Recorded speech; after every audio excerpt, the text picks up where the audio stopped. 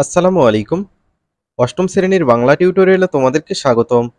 এই ভিডিওতে আমরা দ্বিতীয় পরিচ্ছেদ গল্প ৬.২.১ গল্প লিখি এই টপিকের ওপর একটি গল্প লিখব।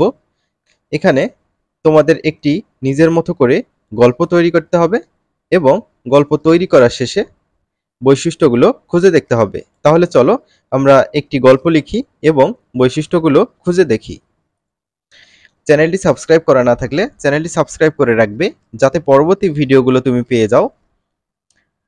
৬.২.১ এটির উত্তর।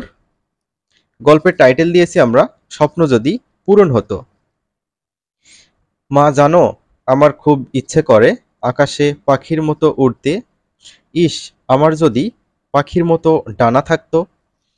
ছোট্ট নীর মাকে বলছিল কথাগুলো। মা মাথায় হাত বুলিয়ে বলেন, হবে তো, তুমি আকাশে পাখির মতো উড়বে। কিন্তু কি করে মা? বলে নীর।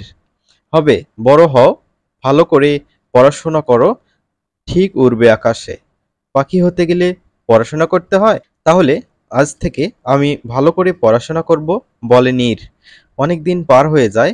মায়ের স্নেহ ছায়ায় ধীরে ধীরে বড় হয় নীর। সে পড়াশোনায় অনেক ভালো করতে থাকে। তার বাবা নেই, তাই মাই সব।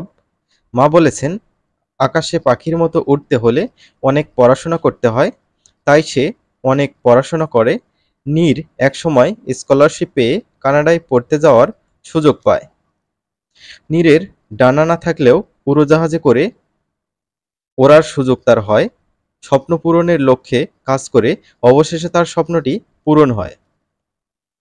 আমরা লেখা গল্পটি থেকে যা যা বৈশিষ্ট্য পেয়েছি তা হলো: ক নম্বর, গল্পে কাহিনী আছে। খ নম্বর, কাহিনীকে ফুটিয়ে তোলার জন্য এক বা একাধিক ঘটনা রয়েছে। গ নম্বর, গল্পে দুটি চরিত্র আছে।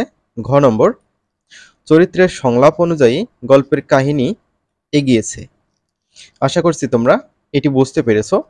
আমরা পরবর্তী ভিডিওতে পরবর্তী কাজগুলো আলোচনা করব।